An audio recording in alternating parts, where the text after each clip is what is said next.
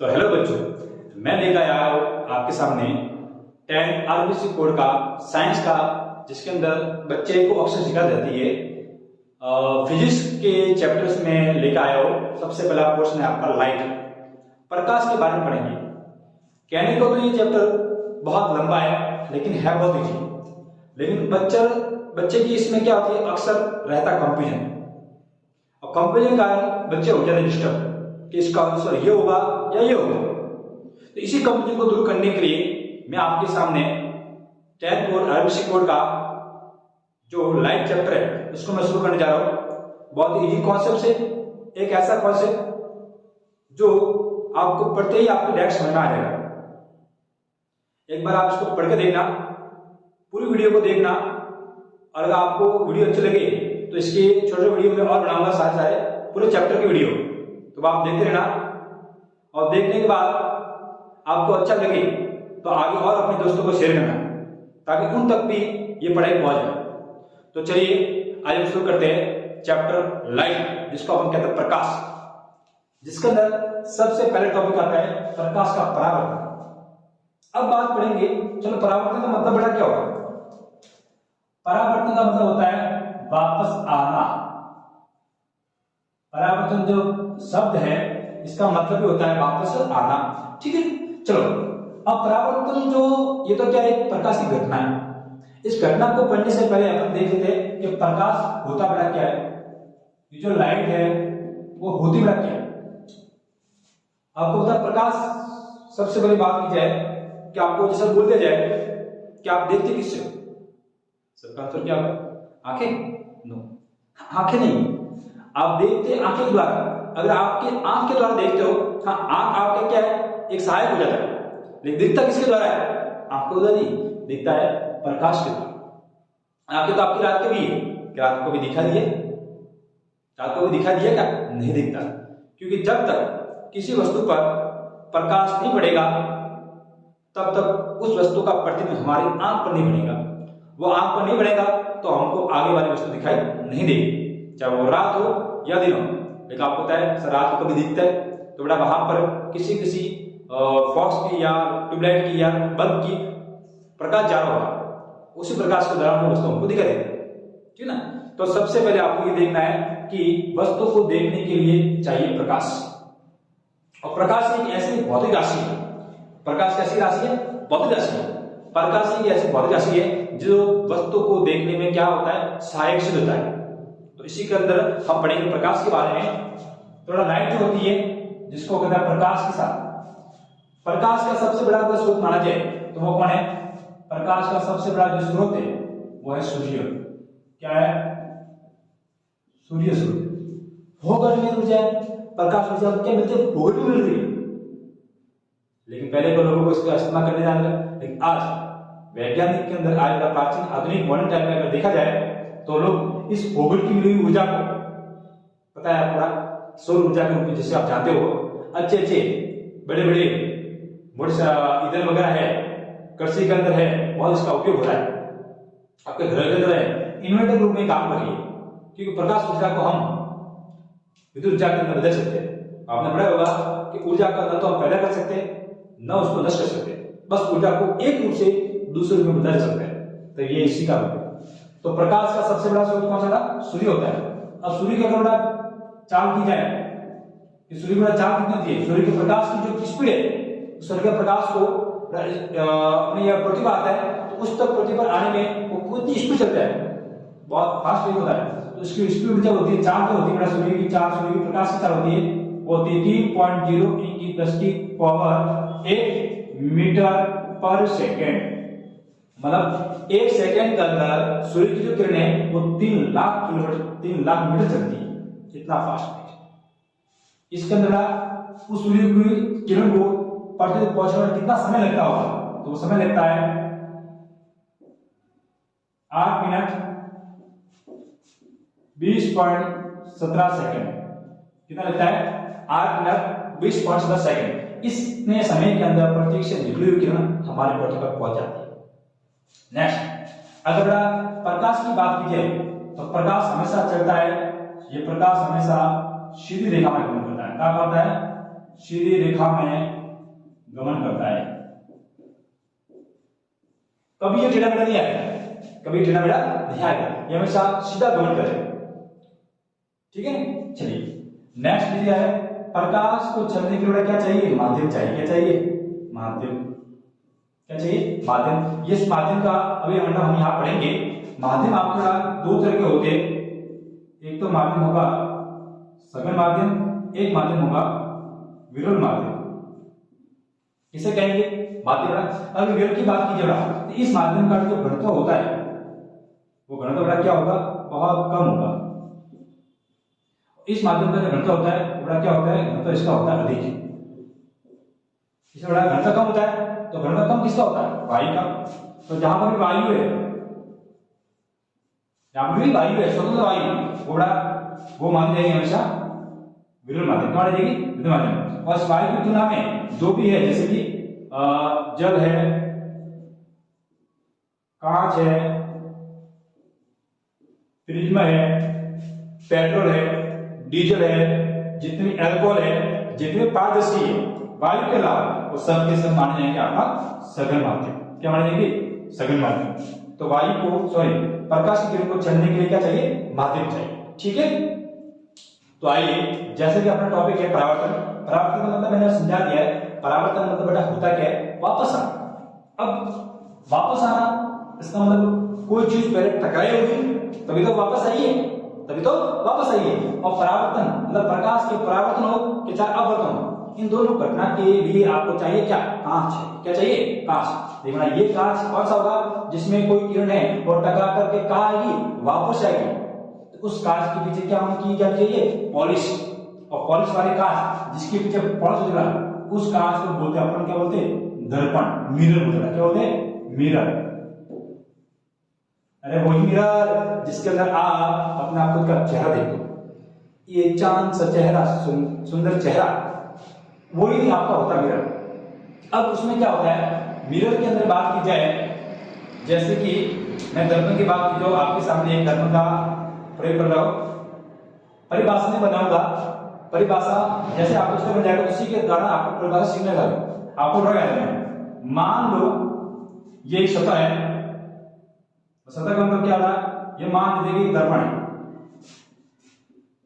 ठीक है, मैं यहां लिख देता हूं ये एक दर्पण है। ठीक है, दर्पण को ऊपर क्या करें? मैं बैटरी से यहां से बैटरी बना रहा हूं, ये बन गई बैटरी आपकी।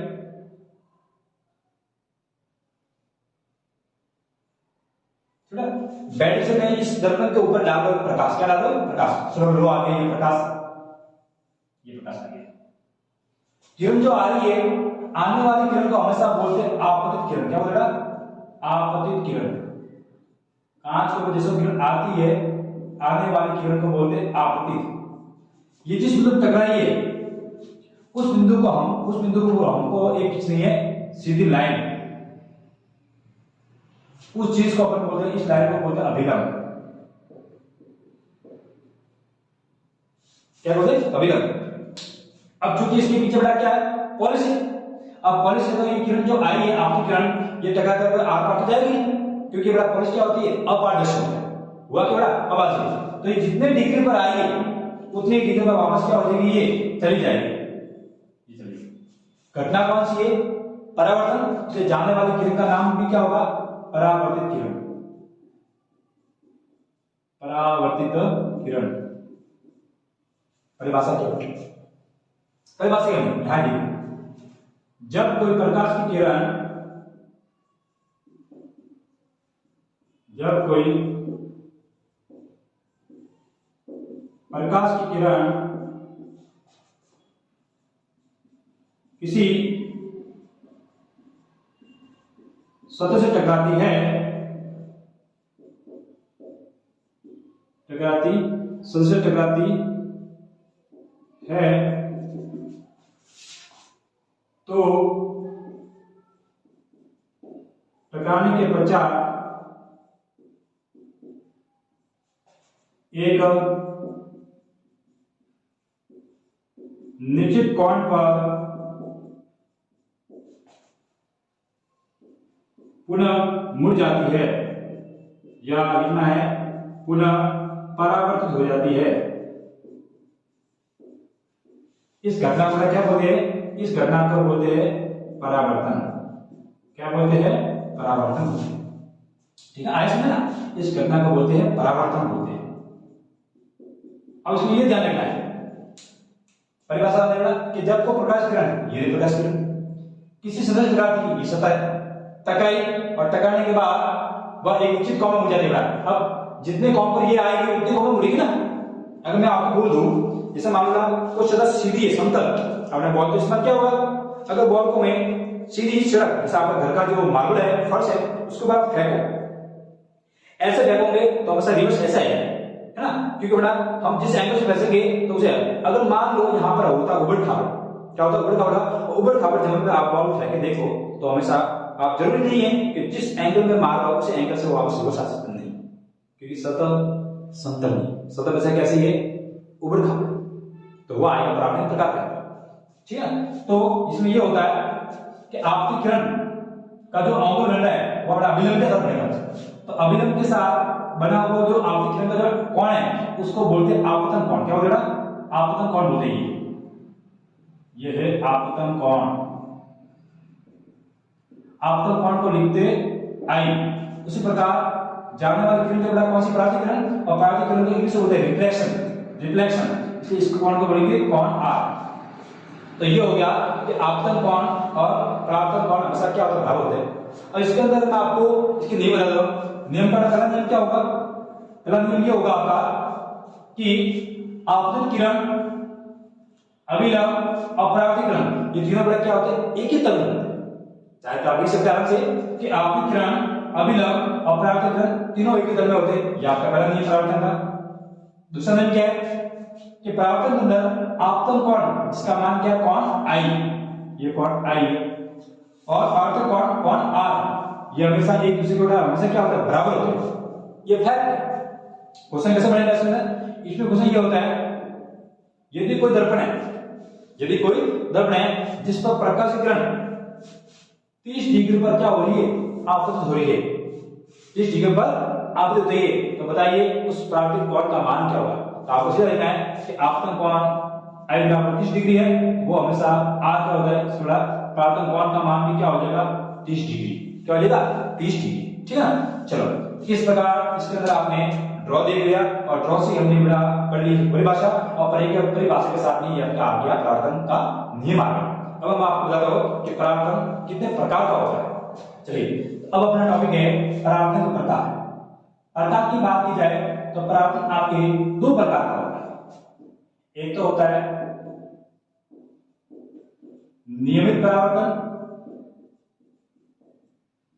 और दूसरा होता है आपका जिसको बोलते हैं विसरित परावर्तन, या इसको कभी कभी हम अनियमित बोल सकते हैं। ठीक है, अगर इस परावर्तन की बात की जाए तो इसके अंदर जिस दर्पण का उपयोग है, टॉपिक परावर्तन है, तो परावर्तन के अंदर हमेशा हम क्या यूज कर लेते हैं, परावर्तन के अंदर हमेशा उपयोग लेते हैं दर्पण। क्या लेते हैं, ये ध्यान रखना। परावर्तन का मतलब होता है मुड़कर आना, और मुड़कर कहां जाएगा, अगर पीछे पॉलिश होगी तो ये किरण वापस आएगी, अगर पॉलिश ना हो तो वो किरण आर पर चली जाएगी।